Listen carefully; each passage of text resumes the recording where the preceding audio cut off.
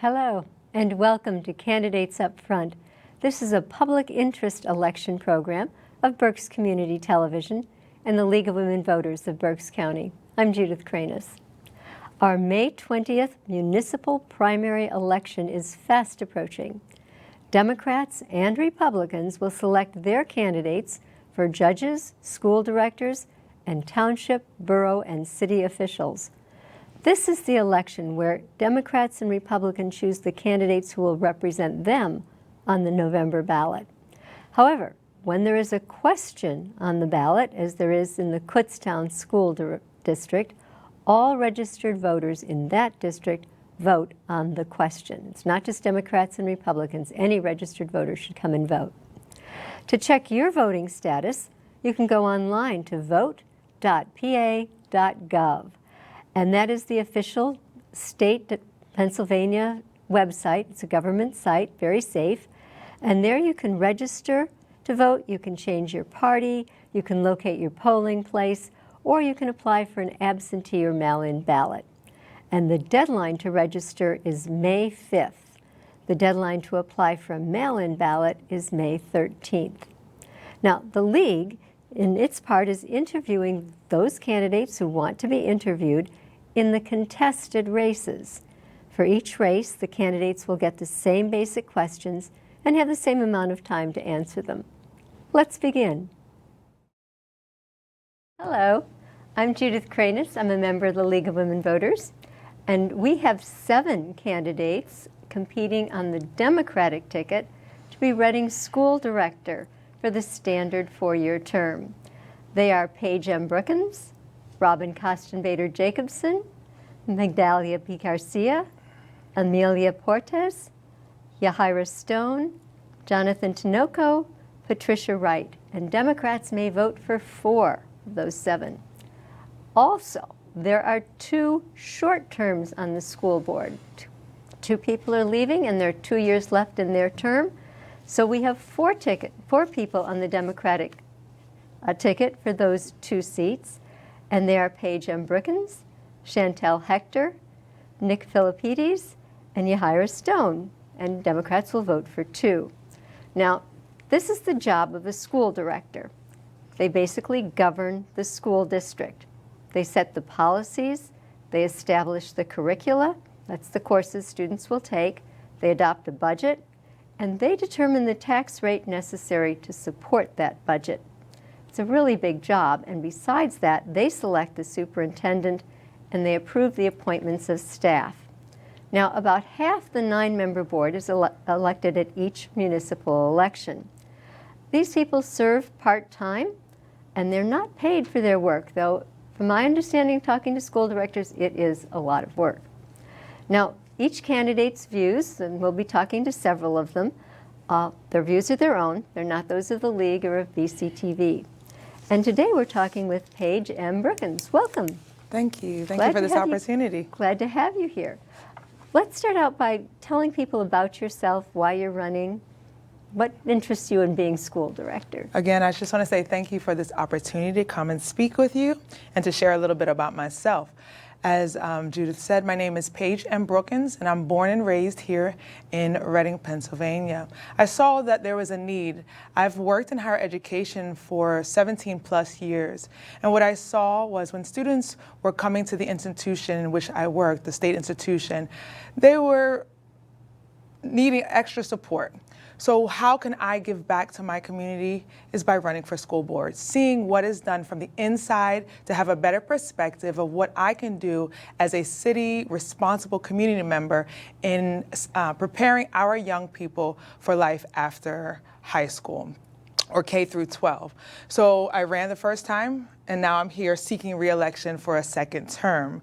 My background is I'm a graduate of Westchester University with a Bachelor of Science in both finance and management, and I returned for an MBA. And I also hold a doctorate in community leadership, a PhD from our local institution, Alvernia University. And I'm very involved in many community activities and organizations. Well, and you've told us a little bit about your background, and if you want to tell Yes, us more and your experience serving on other boards and in policy and budget positions? Absolutely. So, as I stated, I've worked in higher education for 17 plus years, and also worked for over 18 years as a director of a youth drug prevention program here in the local city of Reading. I'm a community advocate, a change agent. I've worked with many organizations, BCAP, and putting on a leadership program for our young women, also working with Blacktop. I sit on their board, and I work. I don't know what that organization. Blacktop. That's please explain. a summer basketball organization. That's my favorite sport to watch. It is very much of a fun sport to watch, to play. I was a basketball student with Blacktop when I was younger here in the city, so it's nice to sit on the other side of the table on their board and be able to give back and make decisions that hopefully this organization will continue to go for many, many years. Thank you. What do you see as the top needs of the Reading School District? Some of the top needs is one, resources, funding. Our students we can't provide for them if we don't have adequate funding. We need community support. What does that look like? So it takes a village. We talk about that, how it takes a village. So we need the family to come together and be a part of this. We need our community members to come together and be a part of this equation in ensuring that our students are getting what they need to be supported and to be the scholars, to be properly educated, and as I said, being prepared for life beyond the K through 12 experience. Mm-hmm. Now, all students have different needs. We're all individuals. Mm-hmm. But you have students at Reading who have English as their second language. Mm-hmm. There's always special education for children with special needs. Some children may be very low income and need that extra support. And certainly there's a wide variety of different ethnicities, people coming from different places. There's mm-hmm. issues of gender equity, things like that. How will you address all those different needs? It seems overwhelming almost. There's so much. And it can be. It can be, because every student has a story. Yes. And with their story, you know, there comes different situations that you're dealing with. But you have to look at it from one perspective. They're a student, they're a scholar. And the responsibility that we have is to educate them. So each scholar has the right to a quality education. Now, we must understand that this education has to be equitable based on the need in which they come in. So if it's special education, how can we make that education equitable so that student is properly learning and achieving for where they are? And then as we support them in that need of where they are, then we want them to grow.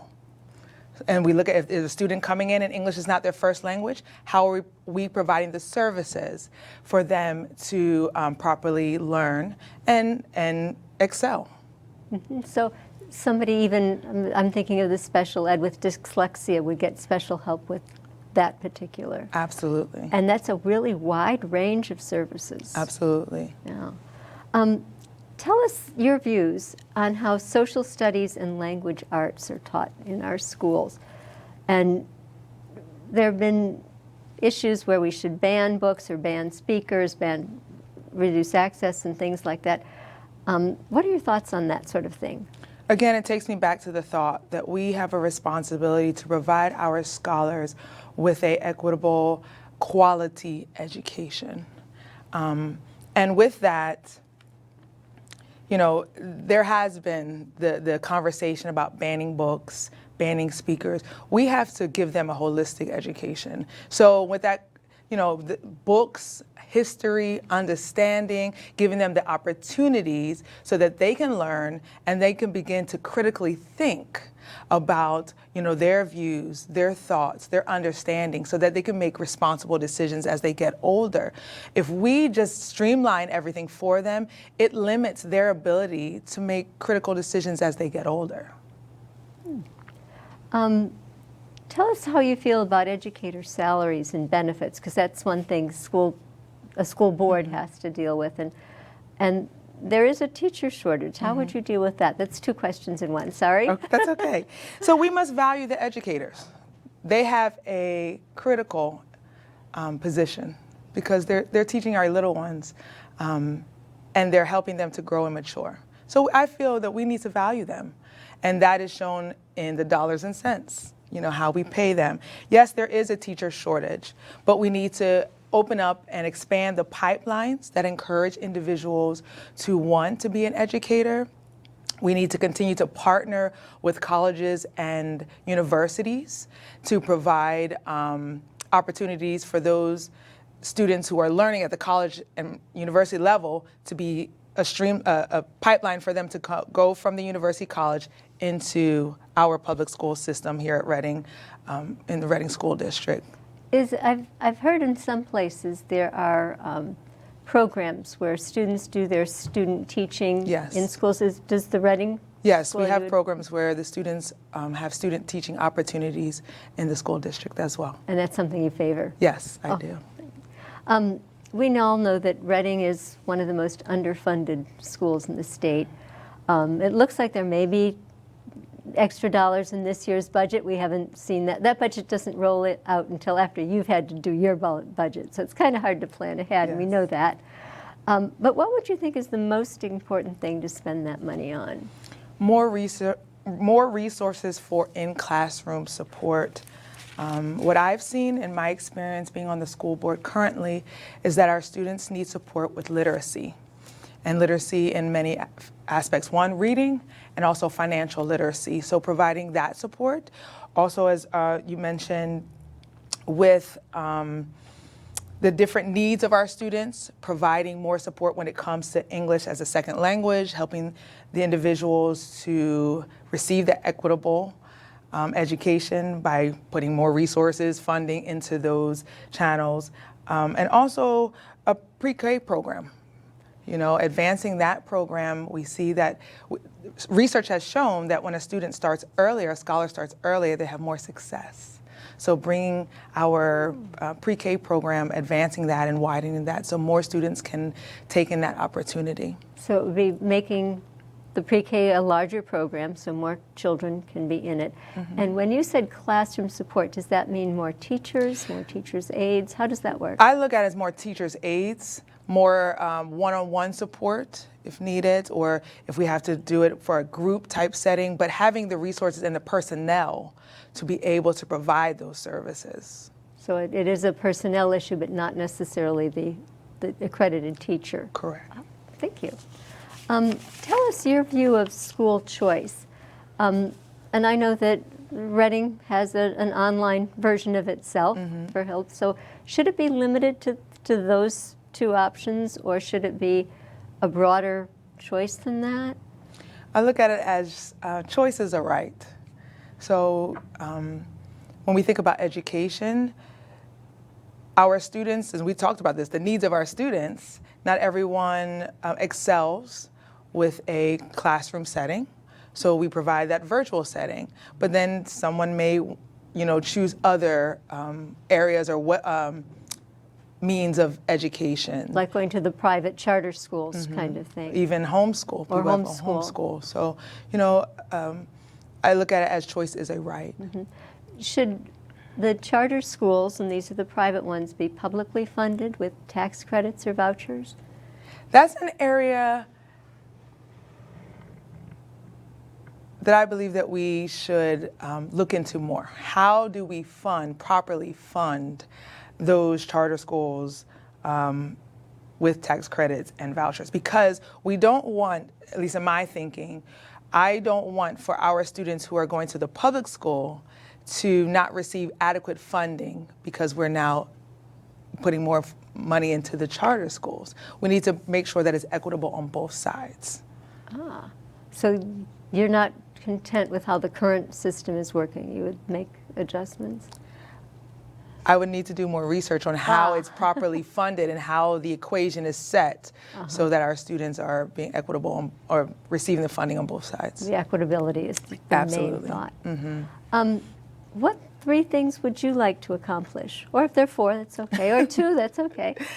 When you're elected. I stated 1 already, to expand our pre-K program so that more opportunities for our younger scholars can be in the system, in the educational system, and learning from a younger age with the Reading School District.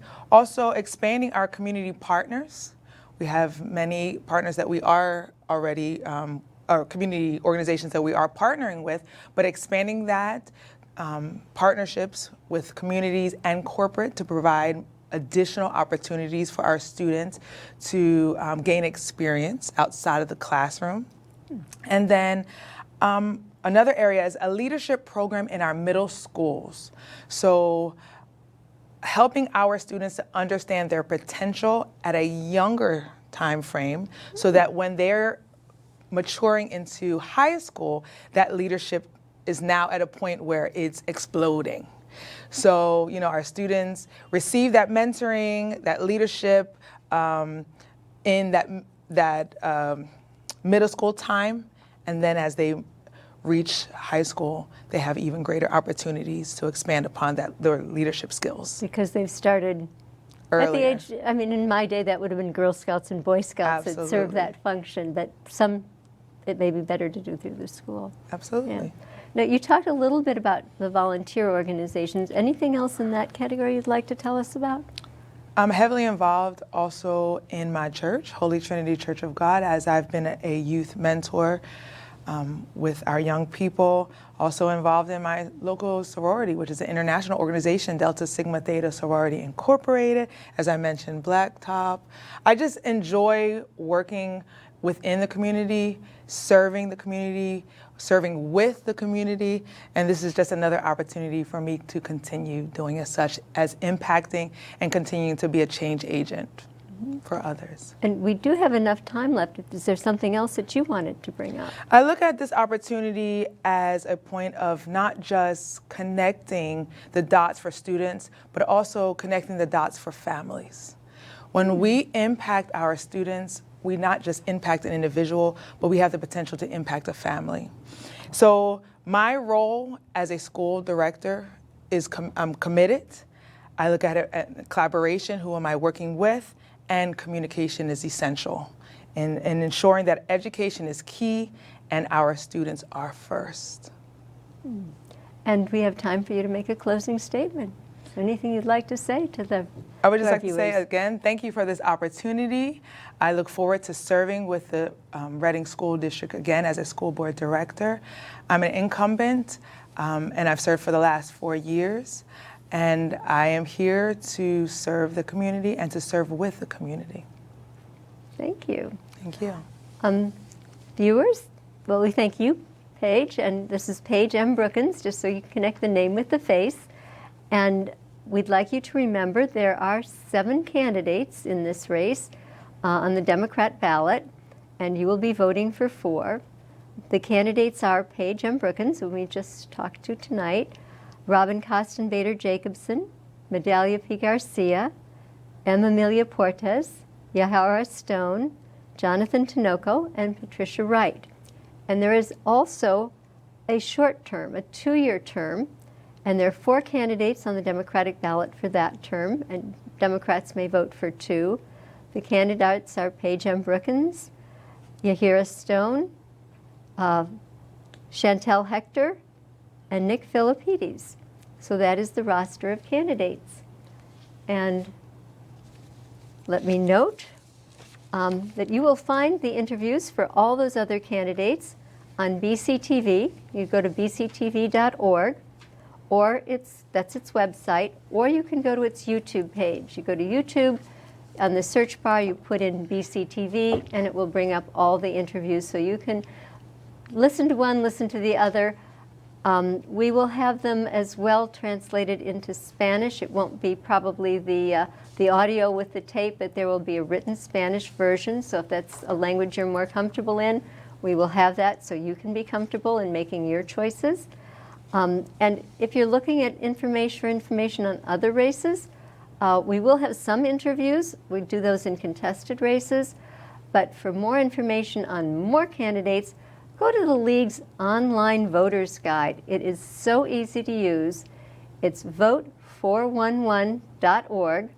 That's an online address, vote411.org. You plug in your address, and it takes you to what's on your specific ballot. So if you live in Len Hartsville, it's going to tell you what's on the ballot in Len Hartsville. If you live down where I live near Sinking Spring, it will give you that ballot. It does not save your address. It dismisses it as soon as it's connected you to the right page. You do not have to worry about getting any spam email or text or anything else that will not contact you ever, but it is a good place to look up that information. And all the candidates interviewing have been asked to submit information to that. It goes directly from their computer into the site where it will rest. Nobody proofreads it, nobody reads it ahead of time, but it's information coming directly from the candidate to you about their candidacy. And if you have questions on the election issues themselves, not on how you vote or how you vote, where you vote, those kinds of things, we encourage you to contact Berks County Election Services. Their website is elections@BerksPA.gov. That's elections@BerksPA.gov. And their phone number is 610-478-6490. And we thank you for watching Candidates Up Front, and good day.